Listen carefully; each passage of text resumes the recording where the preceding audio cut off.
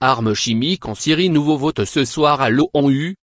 Donald Trump l'a promis lundi, dans les prochaines 24 à 48 heures, il va prendre une décision majeure concernant la Syrie.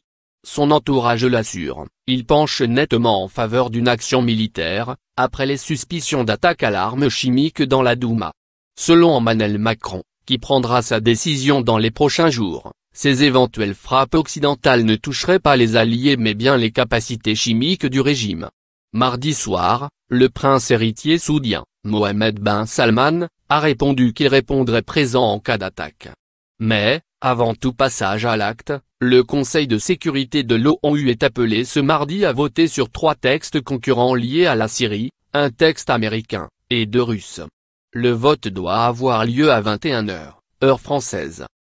Lire aussi, attaque chimique en Syrie, Trump penche en faveur d'une action militaire. Les États-Unis, soutenus par une majorité des 15 membres du Conseil de sécurité, proposent dans leur projet la création d'un nouveau mécanisme d'enquête indépendant des Nations Unies UNIMI, sur le recours aux armes chimiques en Syrie. Ce nouvel outil d'investigation des Nations Unies aurait un mandat initial d'1 an renouvelable.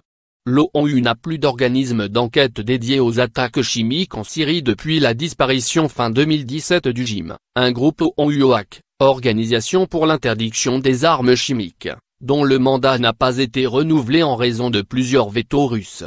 Le texte américain condamne par ailleurs les attaques présumées commises samedi dans la Ghouta orientale. Réplique oblige, la Russie juge inacceptable des éléments de ce projet qui dément, comme la Syrie, tout recours aux armes chimiques ce jour-là. Membre permanent du Conseil de sécurité, Moscou devrait apposer son veto au texte américain, selon des diplomates ayant requis l'anonymat. Il s'agirait alors du 12e veto russe à une résolution de l'ONU sur la Syrie depuis le début du conflit en 2011. Après avoir mis en garde contre de graves conséquences si l'Occident utilisait la force en Syrie après les attaques de samedi, la Russie a demandé mardi au Conseil de sécurité de se prononcer sur 2 textes qu'elle a préparés. Le premier crée un mécanisme d'enquête sur l'emploi d'armes chimiques en Syrie. Ce texte était depuis 2 mois sur la table du Conseil de sécurité mais Moscou n'avait jamais encore demandé qu'un vote soit organisé à son sujet. Le second texte est un document évoqué plus tôt par le chef de la diplomatie russe Sergueï Lavrov qui apporte un plein soutien à une mission d'enquête de l'OAC à Douma, selon des diplomates. Lire aussi, les armes chimiques, un instrument de terreur et de dissuasion.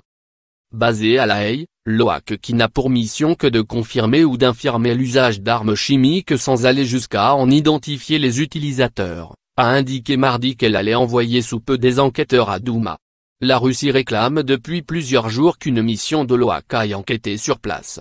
Selon les casques blancs, les attaques de samedi ont fait au moins 40 morts dans cette dernière poche des rebelles aux abords de la capitale syrienne.